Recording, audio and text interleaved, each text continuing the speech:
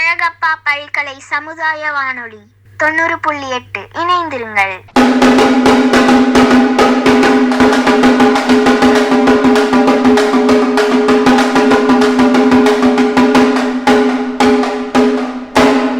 அழகப்பா பல்கலை சமுதாய வானொலியில் நேயர்கள் கேட்க இருப்பது கண்ணம்மாவும் காமாட்சியும் நிகழ்ச்சி. கண்ணம்மா, நம்ம பேசியே ரொம்ப நாள் ஆச்சு. இன்னைக்கு நம்ம எதை பத்தி பேச போறோம்? எதை பற்றி பேச போகிறோன்னு சொல்கிறதுக்கு முன்னாடி உங்களை சில கேள்விகள் கேட்க போகிறேன் காமாட்சி. அதுக்கு நீங்கள் எல்லாத்துக்கும் பதில் சொல்லணும். என்னது, கேள்வியா? ஆமாம், ரொம்ப கஷ்டமான கேள்விலாம் இல்லை, ஈஸியான கேள்வியாக கேட்குறேன். என்ன கேள்வி கேட்க போறீங்க? இப்போ சமீபத்தில் சில விருதுகள் அறிவிச்சிருந்தாங்க. நீங்கள் பத்திரிக்கையிலலாம் பார்த்துருப்பீங்க. எதுக்கான விருதுகள் அப்படின்னு உங்களுக்கு தெரியுமா காமாட்சி? இப்போ நிறைய அந்த சினிமாலெல்லாம் விருது கொடுக்குறாங்களே, பாடலாசிரியருக்கு விருது, அதுக்கப்புறம் சிறந்த நடிகருக்கான விருது, அதுதானே கண்ணம்மா? இல்லை, அதை பற்றி இல்லை. அதுக்கு முன்னாடி இப்போ போன வாரத்தில் சாகித்ய அகாடமியுடைய யுவ புரஸ்கார் விருது அறிவிச்சாங்க. ஆமாம் கண்ணம்மா, நம்ம குரூப்பில் டிஸ்கஸ் பண்ணோம்ல இதை பற்றி. ஆமாம், அந்த சாகித்ய அகாடமியுடைய தமிழில் சிறந்த எழுத்தாளர் விருது வாங்கினவங்க யாரு அப்படின்னு உங்களுக்கு ஞாபகம் இருக்கா? ஞாபகம் இருக்கு கண்ணம்மா. நான் கூட புதுக்கோட்டை புத்தக கண்காட்சிக்கு போயிட்டு அந்த புத்தகம் வாங்கிட்டு வந்தேனே. எழுத்தாளர் அம்பையம்மாவோட புத்தகம் தானே அது? சரியா சொன்னீங்க Kamakshi, very good. Thank you Kannamma. அடுத்த கேள்வி, இந்த சாகித்ய அகாடமியுடைய தமிழுக்கான விருதை அம்பையம்மாவுக்கு முன்னாடி யார் வாங்கினாங்க? யார் வாங்கினாங்க கண்ணம்மா? எனக்கு தெரியலையே. சரி, அடுத்த கேள்விக்கு போகிறேன். இந்த ஆண்டுக்கான சாகித்ய அகாடமி யுவ புரஸ்கார், இளம் எழுத்தாளர்களுக்கான சாகித்ய அகாடமியுடைய யுவ புரஸ்கார் விருது யார் வாங்கினாங்க? எழுத்தாளர் காளிமுத்து தானே கண்ணம்மா? இதே யுவ புரஸ்காரை சென்ற ஆண்டு வாங்கினவங்க யாரு? கண்ணம்மா, எனக்கு தெரியாது கண்ணம்மா, நீங்களே சொல்லிருங்க. நட்சத்திரவாசிகள் என்ற சிறுகதை தொகுப்புக்காக எழுத்தாளர் கார்த்திக் பாலசுப்ரமணியன் தான் இந்த விருதை வாங்கினாங்க. அச்சச்சோ, மறந்துட்டேன் கண்ணம்மா. சரி, அடுத்து என்ன கேள்வி கண்ணம்மா கேட்க போறீங்க? சரி, இந்த இலக்கிய விருதை விட்டுருவோம். உங்களுக்கு ஸ்போர்ட்ஸ்னா ரொம்ப பிடிக்கும்ல? ஆமா. அதிலிருந்தே கேள்வி கேட்குறேன். இப்போ ஒலிம்பிக் கேம்ஸில் அதிகமான தங்க மெடல் வாங்கின வீரர் யாரு? எனக்கு தெரியும் கண்ணம்மா. அவர் கூட ஒரு அமெரிக்க நாட்டை சேர்ந்த ஒரு நீச்சல் வீரர் தானே? அவர் பேரு எனக்கு சட்டன் ஞாபகம் வர மாட்டேது கண்ணம்மா, நீங்களே சொல்லிருங்களே. நீங்கள் சொன்னவர் கரெக்டு தான், ஆனால் அவரோட பேர் மைக்கேல் ஃபெல்ப்ஸ். அவர் இது வரைக்கும் 28 தங்க மெடல் ஒலிம்பிக்கில் மட்டும் வாங்கியிருக்காரு. அடே அப்பா, ரொம்ப பெரிய ஆளாக இருப்பார் போல. அதுக்கு அடுத்தது டென்னிஸ். டென்னிஸ் உங்களுக்கு பிடிக்கும்ல? ரொம்ப பிடிக்கும் கண்ணம்மா. டென்னிஸில் அதிகமான கிராண்ட்ஸ்லாம் பட்டங்கள் வென்ற வீரர் யாரு? நம்ம ரஃபேல் நடால் தானே? கரெக்டாக சொன்னீங்க. பெண்களில் இந்த கிராண்ட்ஸ்லாம் பட்டங்களை வென்ற வீராங்கனை யாரு? தெரியலையே எனக்கு. ஆனால் வீனஸா செரீனாவாங்கிற ஒரு குழப்பம் மட்டும் இருக்கு. செரீனா வில்லியம்ஸ் தான். அவங்க 23 கிராண்ட்ஸ்லாம் பட்டங்கள் வென்றிருக்காங்க. அடுத்ததா, இப்போ இந்த இந்தியாவுடைய மிக உயரிய விருது எதுன்னு தெரியுமா? பாரத ரத்னா தானே கண்ணம்மா? அதே தான். இந்த பாரத ரத்னா விருதை முதல்ல வாங்கினவங்க யாருன்னு தெரியுமா? சர் சி வி ராமன் வாங்கியிருக்கிறாரு. அவரை எனக்கு ஞாபகம் இருக்கு. சரியான பதில் தான். ஆனால் அவரோட இன்னும் 2 பேர் அந்த முதலாக வழங்கின பாரத ரத்னா விருதை வாங்கியிருக்காங்க. அதில் இரண்டாம் அவர் ராஜாஜி அவர்கள், அடுத்தவர் சர்வப்பள்ளி ராதாகிருஷ்ணன். அப்படியா? அவருடைய பிறந்த நாளை தானே நம்ம ஆசிரியர் தினமாக கொண்டாடிட்டு இருக்கோம். அப்போ எனக்கு புரிஞ்சிருச்சு. அப்போ இன்னைக்கு நம்ம ஆசிரியர் தினத்தை பற்றி தான் பேச போகிறோமா கண்ணம்மா? அது இருக்கட்டும் கண்ணம்மா, அதுக்கு ஏன் இவ்வளோ கேள்வி கேட்டீங்க என்னைய? கேள்வி இன்னும் முடியலை காமாட்சி. என்ன சொல்கிறீங்க? உங்களுக்கான அடுத்த கேள்வி, நீங்கள் படித்த தொடக்க பள்ளியில் உங்களுக்கு மறக்க முடியாத ஒரு ஆசிரியர் யாரு? எனக்கு மறக்க முடியாத ஆசிரியர்னா கலா டீச்சர் தான் கண்ணம்மா. சரி, தொடக்க பள்ளிக்கு அடுத்து நீங்கள் உயர்நிலை பள்ளியில் படிச்சிருப்பீங்க இல்லையா? அந்த உயர்நிலை பள்ளியில் உங்களுக்கு பிடிச்ச ஆசிரியர் யாரு? என்னோட தமிழ் ஆசிரியர் உமா அம்மா. சரி, கல்லூரியில் படிக்கும்போது உங்களுடைய மிக மிக பிடித்த உங்களுக்கான ஆசிரியர் யாரு? இதில் வேற யாருமே இல்லை, எங்கள் பாலகிருஷ்ணன் சார் தான்.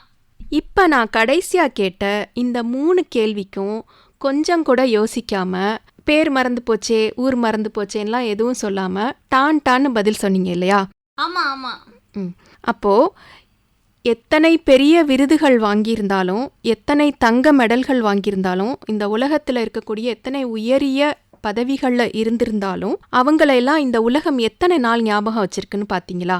ஆனா நமக்கு பாடம் கற்றுக் கொடுத்த ஆசிரியர்களில் மிக நெருக்கமா இருந்தவங்க அப்படிங்கிறவங்கள நம்ம வாழ்நாள் முழுக்க மறக்காம நம்ம அம்மா அப்பா அந்த மாதிரி ஒரு உறவினர்கள் போலவே நம்ம ஒரு ஆதர்சமா நம்ம வச்சிருக்கோம் மனசுல, இல்லையா? சரி கண்ணம்மா, உங்களுக்கு சின்ன வயசுல எந்த டீச்சர் ரொம்ப பிடிக்கும்? எனக்கு பிடித்த ஆசிரியர் அவங்க சொன்ன ஒரு பொன்மொழியை தான் நான் அடுத்து சொல்ல வந்தேன். ஏன் நம்மளால நம்மளுடைய பாடம் கற்றுக் கொடுத்த சில ஆசிரியர்களை மறக்கவே முடியல, அவங்க நம்ம வாழ்க்கையோட எப்பவுமே கூடவே வர மாதிரி ஒரு உணர்வு நமக்கு இருக்கு அப்படிங்கிறதுக்கு அவங்க சொன்ன பொன்மொழியவே நான் எடுத்துக்காட்ட சொல்லலாம் விரும்புகிறேன். Mother is the first teacher and the teacher is the second mother. அதாவது ஒரு குழந்தைக்கு அதனுடைய தாய் தான் முதல் ஆசிரியர். அவங்க தான் இந்த உலகத்தில் எல்லாத்தையுமே கற்றுக் கொடுக்க ஆரம்பிக்கிறாங்க. அந்த தாய்க்கு அடுத்தபடி ஆசிரியர் தான் அந்த குழந்தைக்கான இரண்டாவது தாயா இருக்காங்க. அந்த குழந்தை முதல்ல வெளி உலகத்துல தன்னோட அம்மாவை விட்டுட்டு போய் பழக ஆரம்பிக்கிறது பள்ளிக்கூடத்துல அதனுடைய ஆசிரியர்கிட்ட தான். அதே மாதிரி அது முழிச்சிருக்கக்கூடிய அதிகமான பகல் நேரத்தை அது செலவழிக்கிறதும் தன்னோட ஆசிரியர்கிட்ட தான். அந்த ஆசிரியர் உணர்வு பூர்வமா அந்த குழந்தைக்கு கற்றுக் கொடுக்கறது மூலமா தான் அந்த குழந்தை அவங்கள எப்போதுமே ஞாபகத்துல வச்சு தன்னுடைய வாழ்க்கையை வடிவமைச்சுக்குது. அதனாலதான் கண்ணம்மா ஆசிரியர்களை நம்ம வாழ்நாள்ல மறக்கவே முடியறதில்ல. ஆமா ஆமா, அந்த டீச்சர் பேர் என்ன? அவங்க யாரு? அவங்க உங்களுக்கும் தெரிஞ்சவங்க தான் காமாட்சி. அப்படியா? எனக்கு தெரிஞ்சு நம்ம நிர்மலா மிஸ் சொல்றீங்களா கண்ணம்மா? அவங்களே தான் காமாட்சி. நம்ம வானொலியில நிறைய நிகழ்ச்சிகள் நம்மளுக்காக பேசி கொடுத்துருக்காங்க. நமக்கு ஒவ்வொரு நிகழ்ச்சிக்கும் அதை பற்றின ஒரு நேர்மறையான கருத்துக்களை நமக்கு அடிக்கடி சொல்லிக்கிட்டே இருப்பாங்க. இந்த நிகழ்ச்சி நல்லா இருந்தது, இப்படி பண்ணியிருந்தீங்க, நீங்கள் 2 பேர் ரொம்ப நல்லா பண்ணணும் அப்படின்னு சொல்லிட்டு தொடர்ந்து நமக்கு ஊக்கம் கொடுத்துக்கிட்டே இருப்பாங்க இல்லையா? அந்த நிர்மலா மிஸ் அவங்க தான் என்னுடைய ஆங்கில ஆசிரியை. அவங்க என்னுடைய ஹையர் செகண்டரியில் 11th நான் போகும்போது அதில் எனக்கு ஆங்கில ஆசிரியராக இருந்தாங்க. நான் என்னுடைய பள்ளிக்கூடத்தில் 10வது வரைக்கும் தமிழ் மீடியத்தில் படிச்சுட்டு 11ஆவதுல ஆங்கில மீடியத்தில் சேர்றேன். அப்போது பாடங்களை தமிழில் இருந்து திடீர்னு போய் ஆங்கில மீடியத்தில் படிக்கிறதுக்கு ரொம்ப கஷ்டமாக இருந்துச்சு, ரொம்ப திகைப்பாக இருந்துச்சு. இப்போ மாதிரி பாடப்புத்தகத்தையும் ஆசிரியர்களையும் தவிர வேற இப்போ இன்டர்நெட்டோ இல்லை கூகுளோ இல்லை செல்ஃபோனோ கம்ப்யூட்டரோ எதுவுமே நமக்கு துணையாக இருக்காது. ஆசிரியர்களை மட்டும்தான் நம்ம முழுக்க நம்பி இருக்கிற மாதிரி இருக்கும். அப்போது எங்களாலையும் ஆங்கிலத்தில் படிக்க முடியும். ஆங்கிலம் அப்படிங்கிறது ஒரு மொழி அறிவு தான். அதை நம்ம படிக்கிற திறமைக்கும் அதுக்கும் ஆங்கிலம் தெரியாததுங்கிறது நம்மளுடைய கற்றுக்கொள்கிற திறமையை குறைக்காது, எளிதாக கற்றுக்கலாம் அப்படிங்கிறத ரொம்ப ரொம்ப எளிமையாகவும் ரொம்ப ஊக்கப்படுத்தியும் எங்களுக்கெல்லாம் சொல்லி கொடுத்தாங்க. அதனால தான் அதுக்கப்புறம் வந்த காலத்தில் அந்த ஆங்கிலத்தை பார்த்து பயப்படாமல் படிக்கிறதுக்கு ரொம்ப உதவியாக இருந்துச்சு. ஆங்கிலம்ங்கிறது மட்டும் இல்லை, அவங்க மாணவிகளோட பழகிற விதம், அவங்களோட எளிமை, அவங்க உடுத்துற உடை, இது மாதிரி நிறைய விஷயங்களை என்னை போல நிறைய மாணவிகள் அவங்கள பார்த்து கற்றுக்கிட்டே வந்திருக்கிறோம். ரொம்ப சிறப்பாக சொன்னீங்க கண்ணம்மா. நான் இன்னைக்கு வாட்ஸ்அப்பில் கூட ஒரு ஸ்டேட்டஸ் பார்த்தேன். ஆசிரியர்கள் நம்மளை ஏற்றி விட்ட ஏணி அப்படின்னு சொல்லி போட்டிருந்தாங்க. இது ரொம்ப சரியான வார்த்தை தானே கண்ணம்மா? சரியான வார்த்தை தான் ஏணிங்கிறது. ஏணி மட்டும் இல்லை, தோணி, தேனி, கேணி, இப்படி நிறைய சொல்லிக்கிட்டே போகலாம். என்ன கண்ணம்மா, ஒரே மாதிரியான வார்த்தைகளா இருக்குன்னு சொல்றீங்களா? ஒரே மாதிரி வார்த்தைனாலும் அதோட அர்த்தத்தை பாருங்க. தோணினா என்ன? படகு. படகு என்ன செய்யும்? படகுல சவாரி பண்ண முடியும். நீர்வழி போக்குவரத்துக்கு பயன்படுத்தக்கூடிய ஒரு சாதனமா இருக்கு. ஆமாம், ஒரு கரையிலேருந்து இன்னொரு கரைக்கு போகிறதுக்கு எப்போதுமே நமக்கு உதவி செய்யக்கூடியதாகவும் அதே நேரத்தில் என்னைக்குமே அது கரைக்கு வராமல் இருக்கக்கூடியதுமா இருக்கிறது தோணி, இல்லையா? ஆமாம் கண்ணம்மா, ஆமாம் கண்ணம்மா, ரொம்ப சிறப்பாக சொன்னீங்க. அடுத்தது கேணின்னு சொன்னேன் இல்லையா? கேணினா என்ன? கேணினா இப்போ நமக்கு தேவையான தண்ணியை அல்ல கொடுக்கக்கூடியது.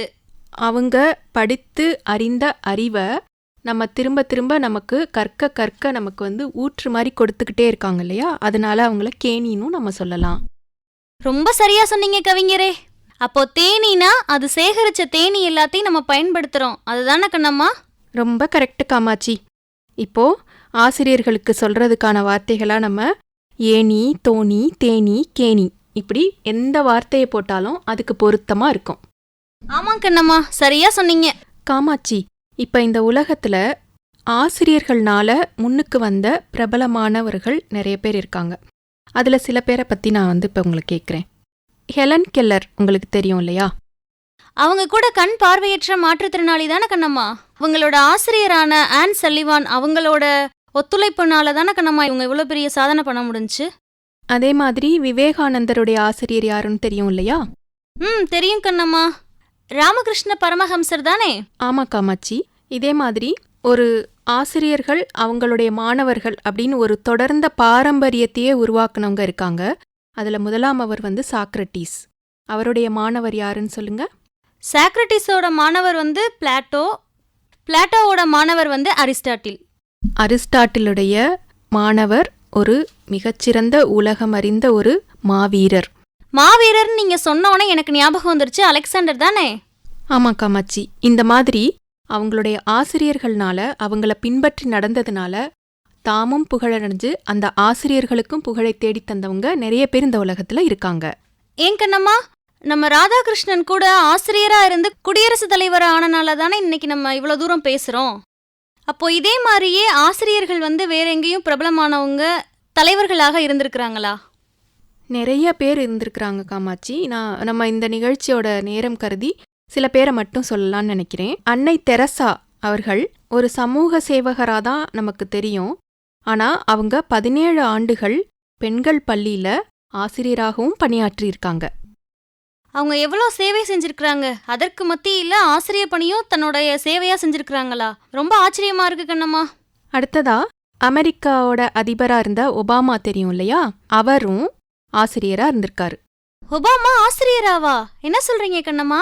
அமெரிக்க அதிபரா இருந்த பராக் ஒபாமா அரசியலுக்கு வர்றதுக்கு முன்னாடி சட்டத்துறை பேராசிரியராக சிகாகோல 12 ஆண்டுகள் பணிபுரிஞ்சிருக்காரு. கண்ணம்மா, நம்ம முன்னாள் பிரதமர் மன்மோகன் சிங் கூட பஞ்சாப் யூனிவர்சிட்டியில பொருளாதார பேராசிரியராக பணியாற்றியிருக்கிறாரு. கனடாவுடைய பிரதமர் யாருன்னு தெரியும் இல்லையா? ஆமா கண்ணம்மா, எனக்கு அவரை ரொம்ப பிடிக்கும். அவர் பேர் கூட ஜஸ்டின் ட்ரூடோ தானே? அவரேதான். அவரும் அரசியலுக்கு வர்றதுக்கு முன்னாடி பள்ளிக்கூடத்துல மாணவர்களுக்கு பாடம் கற்பித்திருக்கிறாரு. அப்படியா கண்ணம்மா? அவர் என்ன பாடம் கற்றுக் கொடுத்தாரு? அவர் பிரெஞ்சு, கணிதம், ஹியூமானிட்டிஸ் மற்றும் நாடகத்துறை இது எல்லாத்துலேயுமே பாடம் நடத்தியிருக்காரு. மாணவர்களுக்கு மிக மிக பிடித்த ஒரு ஆசிரியராகவும் இருந்திருக்காராம். சூப்பர் கண்ணம்மா. அதே மாதிரி ஹாரி பாட்டர் உங்களுக்கு ரொம்ப பிடிச்ச நாவல் தானே? ஆமா கண்ணம்மா, ஆமா கண்ணம்மா. அதை எழுதின ஜே.கே. ரவுலிங் கூட ஆங்கில மொழி பயிற்றுனராக பணியாற்றியிருக்காங்க. சூப்பர் கண்ணம்மா. இதை கேட்டோன்னா நானுமே போய் பக்கத்தில் இருக்கிற ஜேர்னலிசம் டிபார்ட்மெண்ட்ல 2 கிளாஸ் எடுத்துட்டு வரலான்னு தோணுது. தாராளமாக செய்யலாம். எப்போதுமே நமக்கு தெரிஞ்சதை நம்ம அடுத்தவங்களுக்கு கற்றுக் கொடுக்கும்போது தான் நம்ம அறிவும் இன்னும் கூடுதலாக வளரும். சரி, நம்மளே பேசிகிட்டே இருக்கிறத விட நம்ம இப்போ பேசின மாதிரி நமக்கு பிடித்த ஆசிரியர்கள், நம்ம ஞாபகத்தில் எப்பவும் வச்சிருக்கக்கூடிய நம்ம உருவாக்குன ஆசிரியர்கள் யார் யார் அப்படின்னு பேசணும் இல்லையா? அதே மாதிரி அந்த ஆசிரியராக உருவானவங்க அவங்க உருவாக்குன மாணவர்களை பற்றியும் அவங்கள உருவாக்குன ஆசிரியர்களை பற்றியும் நம்ம கூட பகிர்ந்துக்கிட்டு இருக்காங்க. சரி கண்ணம்மா, நம்ம யார் யாருன்னு நம்ம மட்டும் இல்லை, நம்ம நேயர்களும் சேர்ந்து கேட்டுடலாமா? தொடர்ந்து கேட்டுக்கொண்டிருங்கள். இது கண்ணம்மா காமாட்சி ஆசிரியர் தின சிறப்பு நிகழ்ச்சி. ஆசிரியர் தின வாழ்த்துகளோடு இணைகிறார் நம் அழகப்பா பல்கலைக்கழக தொலைநிலை கல்வி இயக்ககத்தின் இயக்குனர் பேராசிரியர் TR குருமூர்த்தி ஐயா அவர்கள். வாங்க நேயர்களே, நம்ம வாழ்த்துச் செய்தியை கேட்கலாம். அனைவருக்கும் வணக்கம். ஆசிரியர் தின நல்வாழ்த்துக்கள். மானுடரின் அறிவு, தெளிவு, ஞானம், படைப்புகள் யாவும் குருவின் தீட்சை. குருவின் திருவடி வணங்கின் இறைவன் திருவடி உனதாகும். கற்ற கல்வி பெற்ற ஞானம் குருவின் திருவடியில் சமர்ப்பணம். குரு அருளே திருவருள். தெளிவு குருவின் திருமேனி காண்டல்.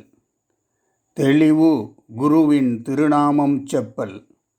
தெளிவு குருவின் திருவார்த்தை கேட்டல். தெளிவு குரு உரு சிந்தித்தல் தானே என்று திருமந்திரம் சொல்கிறது. எனையும் ஓர் ஆளாக்கிய ஆசிரியர்களின் கால் மலரில் கண்மலர் பதித்து வணங்குகின்றேன். ஆசிரியர்கட்கு இனிய வணக்கம். காலத்தே நிற்கும் கல்விக்கண் அருளிய கண்கண்ட தெய்வமே போற்றி. மெய்ப்பொருள் காண மெய் ஒளி அருளிய மெய்ஞான குருவே போற்றி. கைமாறு கருதாது மாணவர் தமை மனிதராக்கிய புனிதரே போற்றி. பொய்யின் பொய்மை காட்டி மெய்யின் வலிமை ஊட்டி மெய்யறிவு காட்டிய மெய்ஞானியே போற்றி. குற்றம் கடிந்து நீதி போதித்த நீதியின் உருவே போற்றி. சேயின் பசி நன்னி பேணும் தாயிற் சிறந்த தயாளனே போற்றி. என்னுள் எனைக் காட்டி எனை நான் அறிய ஏதிலார் எனையறிய எனை ஆக்கிய எம்பிரானே போற்றி. தாய் காத்த என் உயிரை நான் காக்க நல் சூத்திரம் தந்த ஆசானே போற்றி. மரத்து நிழலில் தாவரம் வளரா ஆசிரியர் நிழலில் ஞானிகள் வளர்வர் ஞானிகளை ஆக்கும் எந்திரனே போற்றி. மாதவம் ஏற்று மண் உயிர் காக்கும் இறை தூதரே போற்றி.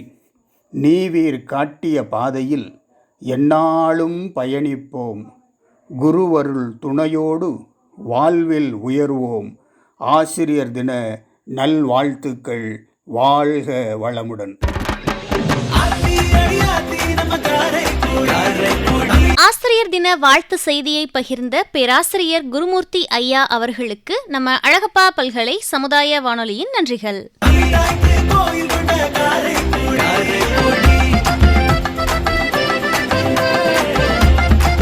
அடுத்ததாக ஆசிரியர் தின வாழ்த்துகளோடு இணைகிறார் சிதம்பரம் செட்டியார் பெண்கள் மேல்நிலைப் பள்ளியில பணியாற்றி ஓய்வு பெற்ற தலைமை ஆசிரியர் மற்றும் ஆங்கில ஆசிரியர் நிர்மலா அம்மா அவர்கள். வாங்க நேயர்களே, நம்ம வாழ்த்து செய்தியை கேட்கலாம். இந்த ஆசிரியர் தின நன்னாளில் என்னை வடிவமைத்த அனைத்து ஆசிரியர் பெருமக்களுக்கு என்னுடைய வணக்கங்களையும், மெருகேற்றி என்னை மேம்படுத்திய என் வளமான மாணவ செல்வங்களுக்கு என் வாழ்த்துக்களையும் தெரிவித்துக் கொள்கிறேன். மற்ற நிகழ்ச்சியிலிருந்து சற்று மாறுபட்ட நிகழ்ச்சி இது. எனது ஆசிரியர்கள் என நான் நினைக்கும் பொழுது என் மனதில் சட்டென நிழலாடுவது என் ஆலிஸ் டீச்சர் தான்.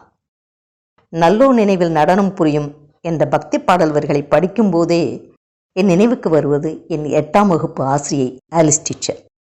ஏன் பிடிக்கும்? ரொம்ப எளிமையான தோற்றம், ஆனால் கம்பீரமான நடை, நேர்த்தியான உடை, கனிவும் இருக்கும் கண்டிப்பும் இருக்கும். இரண்டும் சரிவிகிதத்தில் கலந்த கலவையாக இருப்பார்கள். அவங்களோட பங்க்சுவாலிட்டி ஆகட்டும், குரல் வளமாகட்டும், நடத்துகிற பாங்காகட்டும், மென்மை, இப்படி சொல்லிகிட்டே போகலாம். எந்த அளவுக்கு எனக்கு அவங்கள பிடிக்கும் அப்படின்னு சொன்னால், தினமும் வீட்டுக்கு போகிறதுக்கு முன்னாடி சாயங்காலம் மே கோ நவ் டீச்சர் அப்படின்னு கேட்பேன்.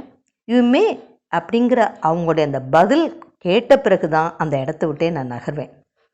எனக்கு அடிப்படையில் அடிப்படை ஆங்கில அறிவுக்கு என் தந்தை அடித்தளம் அமைத்தார்கள் அப்படின்னு சொன்னால், என்னுடைய ஆலிஸ் டீச்சர் அதை நான் வளர்த்துக்கொள்வதில் பெரும் பங்கு வகித்தார். படிப்பு மட்டும் இல்லை, நல்ல பண்புகளையும் என்னுள் பதித்தது என்னுடைய ஆலிஸ் டீச்சர். 8ஆம் வகுப்பு முடிஞ்ச உடனேயே எனக்கு இன்னும் ஞாபகம் இருக்குது. அது முடிந்தவுடன் நான் அடுத்த பள்ளிக்கு நான் 9th படிக்கிறதுக்காக போகிறேன்.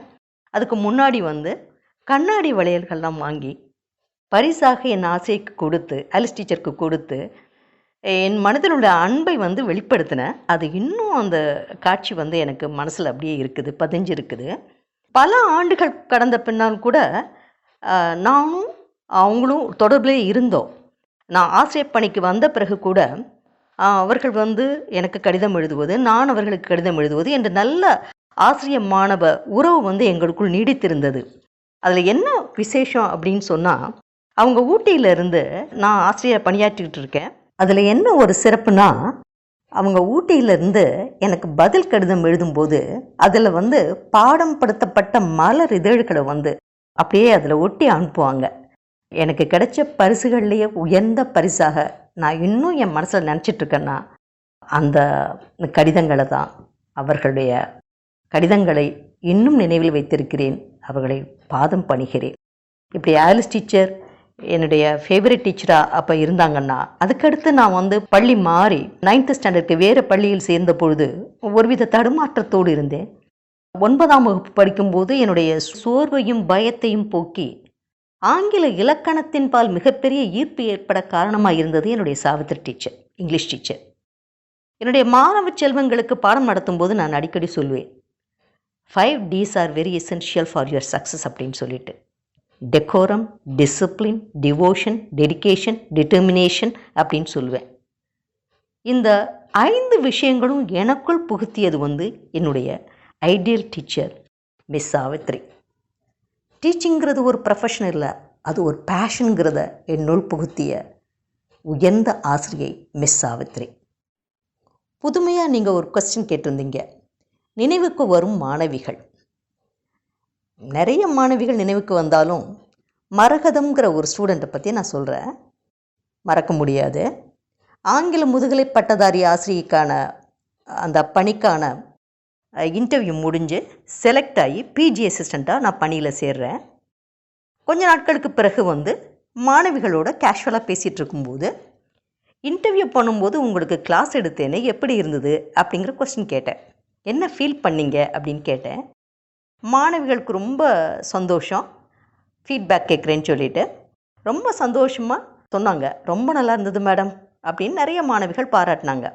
இந்த மரகதம்ங்கிற மாணவி மட்டும் ரொம்ப ரொம்ப நல்லா இருந்தது மேடம், ரொம்ப ஸ்டைலாக இருந்தது மேடம், ஆனால் ஒன்றுமே புரியலை மேடம் அப்படின்னு சொன்னதை கேட்டு வெளியில் சிரித்தாலும் அது என் மனசில் அந்த விஷயம் எனக்கு மனசுக்குள்ளே ஆழ பதிஞ்சுது.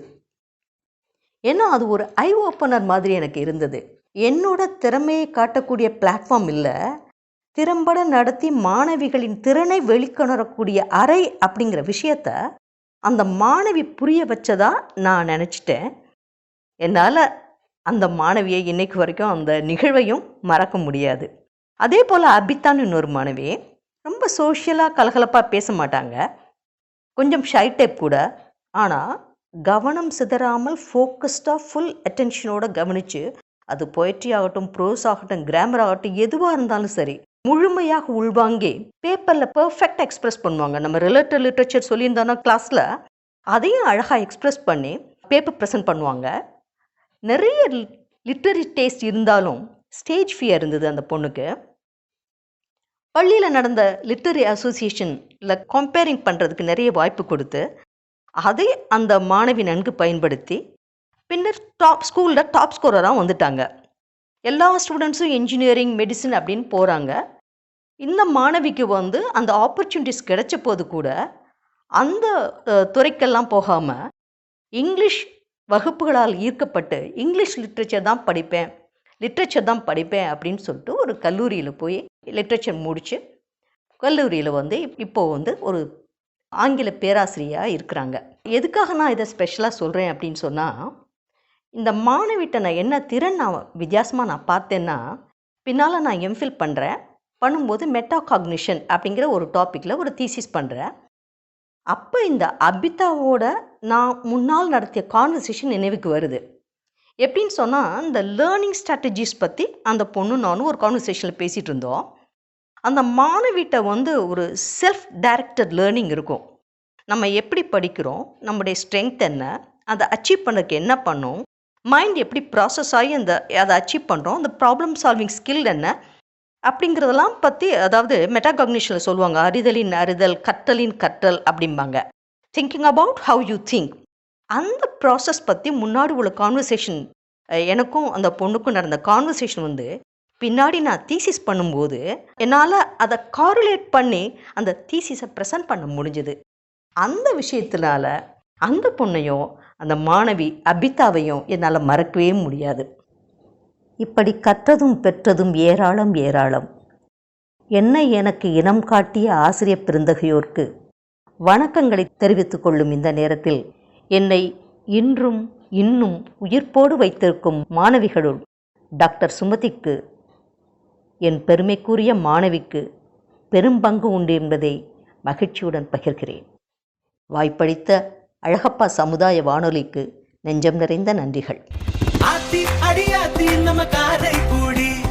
ஆசிரியர் தினத்திற்கான உரையை பகிர்ந்த ஓய்வு பெற்ற ஆங்கில ஆசிரியை நிர்மலா அம்மா அவர்களுக்கு நம்ம அழகப்பா பல்கலை சமுதாய வானொலியின் சார்பாக நன்றிகள்.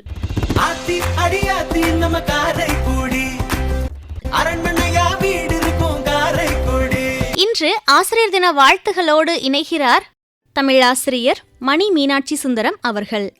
தமிழ் இலக்கியத்தின் மீது தீவிர வாசகராக இருக்கும் இவர் 1993 மதுரை வானொலியின் இளைய பாரத நிகழ்ச்சியின் வாயிலாக கவிதை வாசித்தலில் தொடங்கி நூல் விமர்சனம், தன்னம்பிக்கை உரை, பொதுத் தேர்வுக்கு தயாராகும் மாணவர்களின் ஐயங்களை நீக்கும் நேரலை நிகழ்ச்சிகள் என பல்வேறு பயனுள்ள நிகழ்ச்சிகளை மாணவர்களுக்கு வானொலி வாயிலாக வழங்கி வருகிறார். முகநூலில் நூல் விமர்சனங்களையும் தமிழ் பயன்பாடு குறித்த விளக்கங்களையும் தொடர்ந்து எழுதி வருகிறார். மற்றும் இவர் தமிழக அரசின் புதிய பாடநூல் உருவாக்க ஆசிரியர் குழுவிலும் ஒருவர் என்பது குறிப்பிடத்தக்கது. வாங்க நேயர்களே, நம்ம வாழ்த்துச் செய்தியை கேட்கலாம். காரைக்குடி அழகப்பா பல்கலை சமுதாய வானொலியின் நேயர்கள் அனைவருக்கும் அன்பு வணக்கம். நாளும் சமூகம் உயர உழைக்கும் நல்ல ஆசிரியர்களுக்கு ஆசிரியர் நாள் வாழ்த்துக்களை தெரிவித்துக் கொள்கிறேன். எனக்கு பிடித்த ஆசிரியரையும் எனக்கு பிடித்த மாணவரையும் பற்றி உங்களோடு பகிர்ந்து கொள்ள விளைகிறேன். முதலில் எனக்கு பிடித்த ஆசிரியர் அல்லது நான் விரும்பும் ஆசிரியர். ஒரு மாணவனுக்கு பாடம் சொல்லித்தரும் ஆசிரியர் அவனுக்கு பிடித்த மாணவராக இருக்க வேண்டும் என்ற கட்டாயம் எதுவும் இல்லை. கற்றல் செயல்பாட்டுக்கு அது அவ்வளவு அவசியம் என்று நான் கருதுவதில்லை. இதை எப்படி புரிந்து கொள்வது? நம் வீட்டுக்கு பக்கத்தில் ஒரு மளிகை கடை இருக்கிறது. நமது வீட்டுக்கு தேவையான பொருள்களை நாம் அந்த மளிகை கடைக்காரரிடம் வாங்குகிறோம்.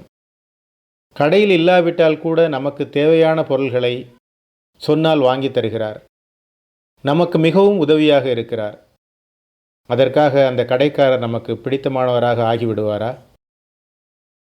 ஆனால் சிலருக்கு சில கடைக்காரர்கள் பிடித்தமானவர்களாக இருப்பார்கள். அதற்கு காரணம் கடைக்காரர் வாணிகத்தை தாண்டி அவர் மீது செலுத்தும் அன்பு. இதை அப்படியே நீங்கள் ஆசிரியர் பணிக்கும் பொருத்தி பார்க்கலாம். ஒரு ஆசிரியர் அழகாக இருப்பார். மாணவர்களுக்கு ஒரு உடனடியான ஈர்ப்பு அவர் மேல் ஏற்படும். அதற்காக அவர் பிடித்த மாணவராக ஆகிவிட மாட்டார். இப்படியான ஆசிரியர்கள் நம்மில் உண்டு. ஒரு ஆசிரியர் திறமையாக பாடம் நடத்துவார். வகுப்பில் உள்ள அத்தனை மாணவர்களுக்கும் மிக எளிமையாக விரும்பும் வண்ணம் பாடங்களை கொண்டு சேர்ப்பார். மாணவர்கள் அவரின் வகுப்பை மிகவும் விரும்புவார்கள். மனதுக்குள் என்றும் அவருக்கு நன்றி சொல்வார்கள். ஆனால் அந்த ஆசிரியரும் பிடித்த மாணவராக ஆகிவிட மாட்டார். ஏனென்றால் அதுதான் அவரது பணி. அதற்காகத்தான் அவர் ஊதியம் வாங்குகிறார். வாணிகத்தை தாண்டி வாடிக்கையாளரிடம் அன்பு செலுத்தும் கடைக்காரரைப் போல கற்பித்தலை தாண்டி தனிப்பட்ட முறையில் அன்பு செலுத்தும் ஆசிரியர்களே மாணவருக்கு பிடித்த மாணவர். அவரே ஆகச்சிறந்த ஆசிரியரும். நம் அப்துல் கலாம் ஐயாவுக்கு தனக்கு 3ஆம் வகுப்பு சொல்லிக் கொடுத்த ஆசிரியர் சுப்பிரமணிய ஐயரை பிடிப்பதும், இயக்குனர் சேரனுக்கு முதல் வகுப்பெடுத்த மல்லிகா டீச்சரை பிடிப்பதும் இந்த காரணத்தினால்தான்.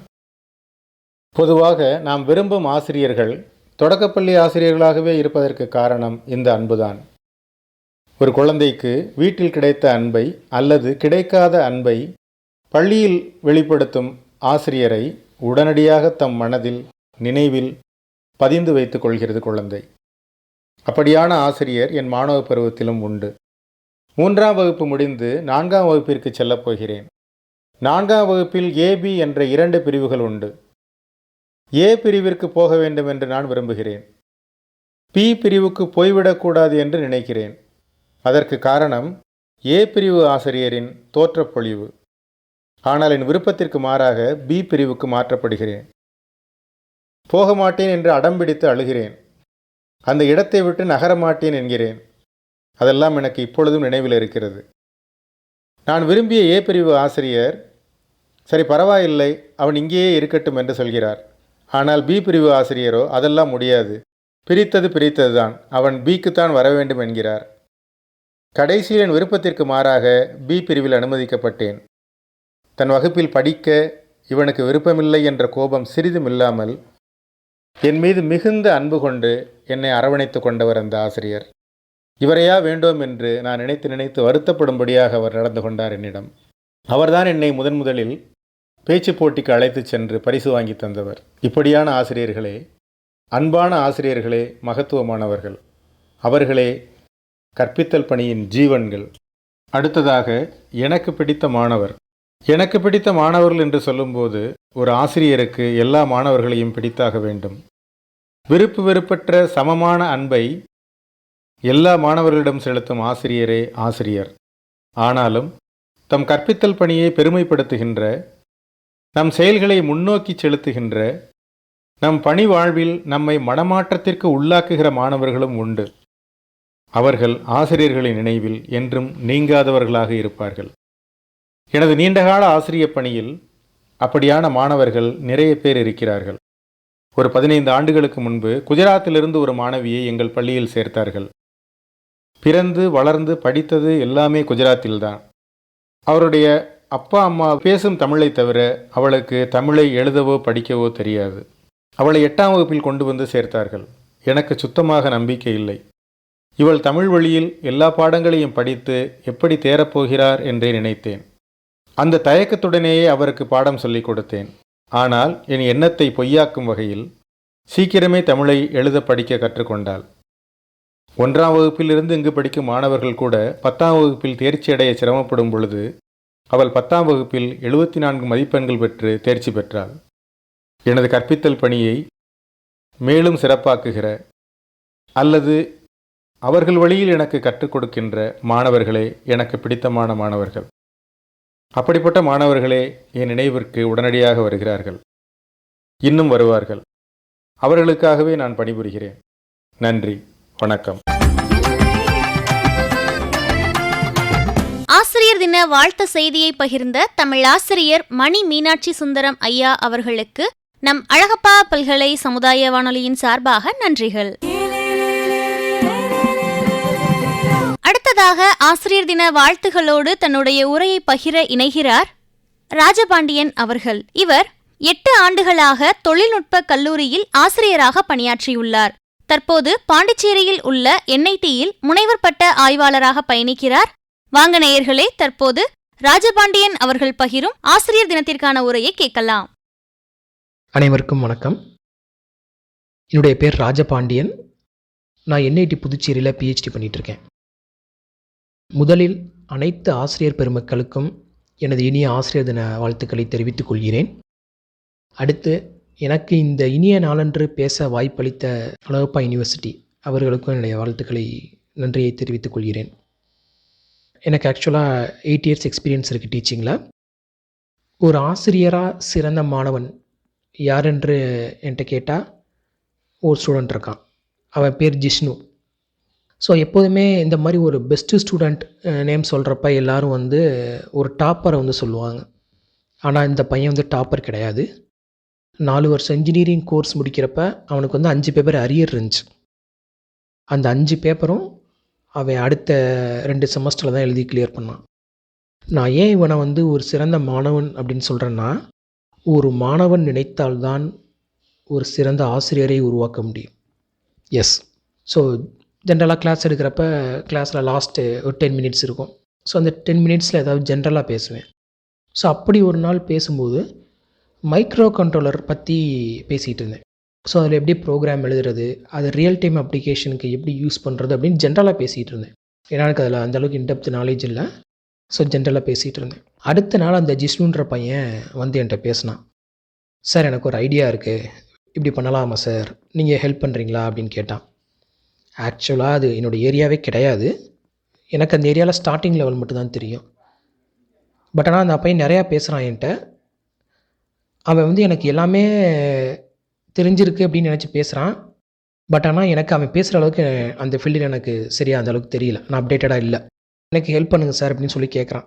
ஸோ அதுக்கப்புறம் நான் நிறையா அந்த ப்ரோக்ராம் பற்றி படிக்கிறேன். நிறையா படித்து தெரிஞ்சுக்கிட்டு அவனுக்கு நான் கைட் பண்ணுறேன். ஸோ சக்ஸஸ்ஃபுல்லாக அந்த ப்ராஜெக்டை கம்ப்ளீட் பண்ணியாச்சு. ஸோ பண்ணி முடித்ததுக்கப்புறம் ஹைதராபாத்தில் ஒரு ப்ராஜெக்ட் எக்ஸ்போ நடக்குது. அதில் நாங்கள் அந்த ப்ராஜெக்டை ரெஜிஸ்டர் பண்ணி போய் பார்ட்டிசிபேட் பண்ணுறோம். பார்ட்டிசிபேட் பண்ணி 4th place with 5,000 cash prize அதுவும் கொடுத்து வின் பண்ணிட்டு வர்றோம். ஸோ அதை நான் எதுக்கு சொல்கிறேன் அப்படின்னா, சார்கிட்ட கேட்டால் இது கிடைக்கும் அப்படின்னு அவன் நம்பினான். அவனுக்கு நிறையா சொல்லி கொடுக்கணும்னு நான் நிறையா படித்து கற்றுக்கிட்டு அவனை கைட் பண்ணேன். So finally we both get certified, we both get credited. So நான் ஒர்க் பண்ண இடத்துல நாங்கள் தான் ஃபஸ்ட்டு பேட்ச் இந்த மாதிரி ஒரு அதர் ஸ்டேட்டுக்கு போய் ப்ராஜெக்ட் எக்ஸ்போவில் பார்ட்டிசிபேட் பண்ணி கேஷ் ப்ரைஸ் வின் பண்ணிட்டு வந்தது. அதுவும் வித் ரிட்டன் டிக்கெட், ஃப்ரீயாக டிக்கெட் புக் பண்ணி கொடுத்தாங்க ஃப்ளைட்டில் from Hyderabad to Bangalore. Nice moment. அடுத்து ஒரு மாணவனாக சிறந்த ஆசிரியர் பற்றி சொல்லணும்னா ஒரு டீச்சரை மட்டும் பற்றி கண்டிப்பாக சொல்ல முடியாது. பிகாஸ் எனக்கு லைஃப்பில் ஒவ்வொரு காலகட்டத்திலையும் ஏணிப்படியாக இருந்தது என்னுடைய ஆசிரியர்கள் தான். இன்று என்னிடம் உள்ள பாசிட்டிவ் எனர்ஜி ஃபுல்லாக வந்து என்னுடைய ஆசிரியர்கள் எனக்கு கொடுத்தது. தாய் தந்தை எனது முதல் ஆசிரியர்கள். ஸ்கூலில் படிக்கிறப்ப இளவரசி மேம், மும்தாஜ் மேடம். ஸோ இவங்க வந்து இந்த பேச்சு போட்டி, கவிதை போட்டி இதிலெல்லாம் வந்து என்னை பார்ட்டிசிபேட் பண்ண சொல்லி எனக்கு மோட்டிவேட் பண்ணுவாங்க. உன்னால் முடியும், உன்கிட்ட அந்த கேப்பபிள் இருக்குது, உன்கிட்ட அந்த நாலேஜ் இருக்குது, நீ பண்ணு அப்படின்னு சொல்லி என்கரேஜ் பண்ணுவாங்க. ஸோ அவங்க என்கரேஜ் பண்ணதுனால நான் பார்ட்டிசிபேட் பண்ணி நிறையா அச்சீவ் பண்ணியிருக்கேன். தென் என்னுடைய ஹேண்ட் ரைட்டிங்கை இம்ப்ரூவ் பண்ணது என்னுடைய கம்ப்யூட்டர் சார். அவர் வந்து நீ ஹேண்ட் ரைட்டிங் எப்படி மாற்றினா நல்லாயிருக்கும் அப்படின்னு சொல்லி நிறையா டிப்ஸ் எல்லாம் கொடுத்தாரு. ஸோ அவர்கிட்டருந்து கற்றுக்கிட்டதுக்கப்புறம் என்னுடைய ஹேண்ட் ரைட்டிங்கில் நல்ல ஒரு இம்ப்ரூவ்மெண்ட் இருந்துச்சு. தென் பாலிடெக்னிக். நான் பாலிடெக்னிக் படிக்கிறப்ப திருவள்ளுவர் சார் அப்படின்னு ஒரு சார் இருந்தார். அவரை பற்றி சொல்லணுன்னா நிறையா சொல்லலாம். அவருடைய மாணவர்களுக்கு அவர் சொல்லிக் கொடுத்ததை நான் என்னுடைய மாணவர்களுக்கு சொல்லிக் கொடுக்கணும் அப்படின்னு நினைக்கிறேன். சார் வந்து எலக்ட்ரிக்கல் மிஷின்ஸ் லேப் எடுத்தாங்க. ஒரு சர்க்கியூட் டயக்ராம் எப்படி வரையணும், அது எப்படி ப்ரெசென்ட் பண்ணணும் அப்படின்னு அவ்வளோ அழகாக டீச் பண்ணுவார். ஸோ ஒவ்வொரு டைமும் நான் எலக்ட்ரிக்கல் மிஷின்ஸ் லேப் எடுக்கிறப்ப அவரை நினச்சிட்டு தான் நான் லேப் எடுப்பேன். உட்காந்த இடத்துலேருந்தே சொல்லுவார், மோட்ரு ஓடலைன்னா இந்த ஒயர் தான் தப்பாக கனெக்ட் பண்ணியிருப்பீங்க, இந்த ஒயரை மாற்றுங்க, மோட்ரு கரெக்டாக ஓடும் அப்படின்னு. அதே மாதிரி உட்காந்த இடத்துலேருந்தே மோட்ரு சவுண்டு ஒரு மாதிரியாக கேட்குது, ஏதோ தப்பு பண்ணுறீங்க, ஆஃப் பண்ணுங்கன்னு சொல்லுவார். Such a great person. எனக்கு 8 வருஷம் எக்ஸ்பீரியன்ஸ் இருக்குது. இன்ன வரைக்கும் ஒரு பையன் சர்க்யூட் கனெக்ஷன் கொடுத்துட்டு சார் சுவிட்ச் ஆன் பண்ணுவான்னு கேட்டால் நேரில் போய் தான் பார்ப்பேன். பட் ஆனால் சார் வந்து உட்காந்த இடத்துலேருந்தே சொல்லுவார் கரெக்டாக. So is such a great person. Then Sumathi ma'am. ஆக்சுவலாக ஃபைனல் இயர் டிப்ளமோ படிக்கிறப்ப அவங்க வந்து எங்களுக்கு ப்ராஜெக்ட் கைடு கிடையாது. ஆனால் எங்களுக்கு வந்து நிறையா கைட் பண்ணுவாங்க. இந்த ப்ராஜெக்ட் பண்ணுறீங்களா, இதை எப்படி பண்ணலாம், இதை இந்த டூல் யூஸ் பண்ணி பண்ணலாம், இதை பண்ணுறதுக்கு நீங்கள் எந்த சார்ட்டை போய் ஹெல்ப் கேளுங்க, இந்த லேபில் இந்த எக்யூப்மெண்ட் இருக்குது அப்படின்னு நிறையா சொல்லுவாங்க. ஸோ அதர் பேட்ச் ஸ்டூடெண்ட்ஸாக இருந்தாலும் அவங்கள வந்து எப்படி கேர் பண்ணணும், எப்படி அவங்கள்ட்ட இருக்கணும் அப்படின்றது நான் மேம்கிட்ட இருந்து நான். தென் இன்ஜினியரிங். ஸோ இன்ஜினியரிங் படிக்கிறப்ப தான் நான் அந்த டீச்சிங் ப்ரொஃபஷனை சூஸ் பண்ணேன். நான் அந்த டீச்சிங் ப்ரொஃபஷனை மெயினாக சூஸ் பண்ணுறதுக்கு காரணம் சுரேஷ் சார்.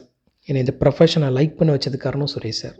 ஆல்வேஸ் க்ளீன் ஷேவில் இருப்பார், டக்கின் பண்ணியிருப்பார், ஷூ போட்டிருப்பார், அவ்வளோ பெர்ஃபெக்டாக இருப்பார். சாரோட டீச்சிங் அதை விட பெர்ஃபெக்டாக இருக்கும். அவர் சொல்ல வர்றதை ஸ்டூடெண்ட்ஸ் கண்ணு முன்னாடி கொண்டாந்து நிப்பாட்டிடுவார். அவ்வளோ அழகாக டீச் பண்ணுவார். அவரோட பாடி லாங்குவேஜ் சான்ஸே இல்லை, செம்மையாக இருக்கும். இன்றைக்கும் வந்து அவர் தான் என்னுடைய hero, next to my dad. என் லைஃப்பில் என்றாவது ஒரு நாள் அவரை மாதிரி டீச் பண்ணணும்னு ஆசைப்பட்றேன். பண்ண முடியுமான்னு தெரில, பட் ஸ்டில் ட்ரையிங். வார்த்தையால் சொல்லி புரிய வைக்க வேண்டிய ஒரு விஷயத்த வார்த்தையால் சொல்லி அந்த கற்பனையை கண் முன்னாடி கொண்டாந்து நிப்பாட்டிடுவார் சுரேஷ் சார். ஸோ எனக்கு பாலிடெக்னிக்கில் எப்படி எங்களுக்கு சுமதி மேடம் இருந்தாங்களோ அது மாதிரி இன்ஜினியரிங்கில் பார்வதி மேம் நல்ல ஒரு மோட்டிவேட்டர். இவங்களும் எங்களுக்கு வந்து ப்ராஜெக்ட் கைடு கிடையாது, பட் ஆனால் நிறையா இன்புட்ஸ் கொடுப்பாங்க, நிறையா ஹெல்ப் பண்ணுவாங்க, நிறையா மோட்டிவேட் பண்ணுவாங்க. இவங்களாம் நான் என்றைக்குமே மறக்கக்கூடாது. மறுபடியும் அனைத்து ஆசிரியர் பெருந்தகைகளுக்கும் எனது இனிய ஆசிரியர் தின வாழ்த்துக்களை தெரிவித்துக் கொள்கிறேன். நன்றி, வணக்கம். நம்ம எல்லாரும் தொடர்ந்து கேட்டுக்கொண்டிருப்பது அழகப்பா பல்கலை சமுதாய வானொலி. இது காரைக்குடியின் முதல் வானொலி. ஆசிரியர் தினத்திற்கான உரையை பகிர்ந்த ராஜபாண்டியன் அவர்களுக்கு நம்ம அழகப்பா பல்கலை சமுதாய வானொலியின் நன்றிகள்.